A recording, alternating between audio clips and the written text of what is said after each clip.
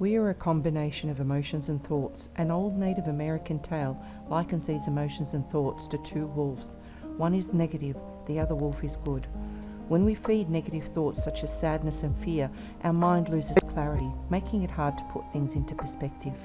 Professor Mark Williams from Oxford University warns against excessive unhelpful thinking. The question is not why sadness occurs in life, because it's a normal reaction to loss. Why fear occurs in life, that's a normal reaction to danger. But why it persists and escalates. And there's an interesting contrast here with the animal kingdom. If you take fear, for example, then you see that animals can be very afraid, but then they can recover quite quickly. Is a lion or a leopard chasing gazelles? And you see these little creatures just look in alarm. The lion's lucky day that it gets one of the gazelles and takes it off. But what do you notice about the rest of the herd within about 5 or 6 minutes? Yeah, absolutely. They continue to graze. There's something really striking about that when you think about it. Because if you'd been able to measure the brains of those little creatures while they were running away, we know that their limbic system, their emotional brain, the amygdala and all the other aspects of the brain that generate fight and flight would have been going crazy.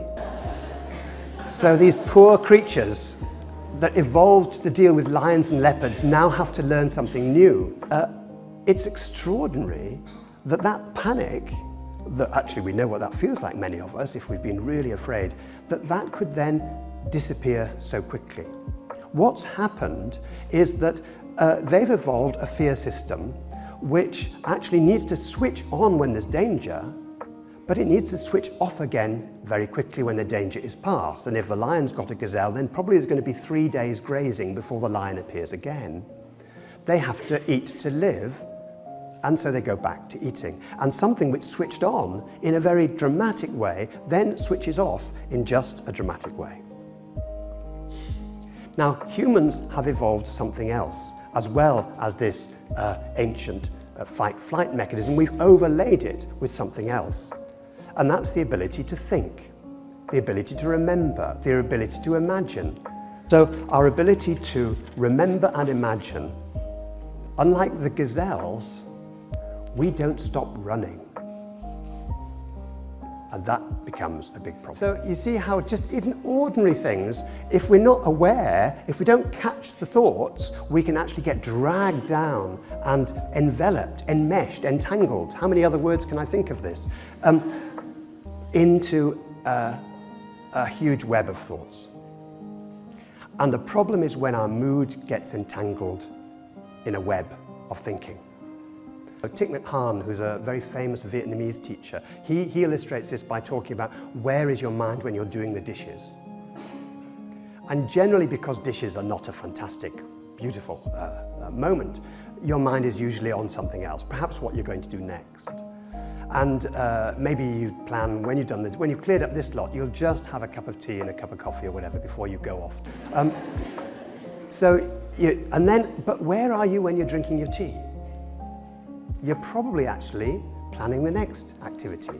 And you look at the cup and you think, 5 minutes time and it's empty, and you think, oh, did I just drink that tea? Well, there's nobody else around, so it must have been me.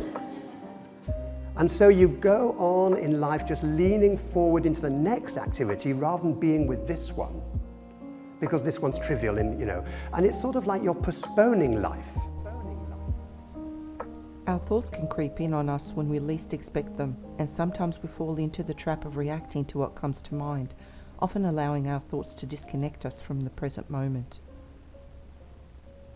We start to miss the little pleasures of living each day, like the taste of food we are eating, our children around us, and people we love while talking to us. When we are lost in our heads, we tend to lose touch with the world around us and with ourselves. Learning to separate ourselves from our thoughts allows us to think clearly when we find ourselves caught up in a particular situation. Our inner wolf can come and go, just like a fog. We need to recognize our thoughts and work out which ones we want to buy into. Just if we were driving in foggy conditions, It's wise to slow down until the fog lifts and our visibility is back to normal. I think if there's one thing that we need to take away, it's the sense that we don't want to wake up 6 weeks away from our death, or 6 months when we've got 6 months to live, and look back on our life as we looked at that cup. Was that my life that I've just had? Because the thought of actually waking up too late is actually pretty scary. And it doesn't have to be that way, that's the point. There is something we can do about it. And one of the motivating things, and I think why mindfulness people are beginning to just spend a few minutes a day in silence, because it begins to tune up the capacity to be awake, to be aware for just a few more moments in the day, and maybe that's enough. To actually notice our children, to notice the Albert Hall, to notice the buildings, to look up occasionally and see, oh, hello, to look up occasionally and see that there are people up above us, and there are buildings up above us, up above our sight line, and there's clouds and there's birds and they don't all have to be beautiful things. We don't have to become a hello birds, hello sky, hello trees. It's a sort of sense of actually just being alive. Noticing the footfall on the ground is enough when we're walking from the car or from the bus to where we have to go. That's actually turns out to be enough. This sense of journey into silence has been at the heart of every religious tradition over the centuries. It's part of the Christian tradition, it's part of the Islamic tradition, certainly in Sufism. It's part of every religious tradition has this sense of a journey to the heart of silence as a way of really coming to know who you really are at your core, with compassion rather than with judgment. And it's a big ask, and it takes some practice, but it turns out to be worth it.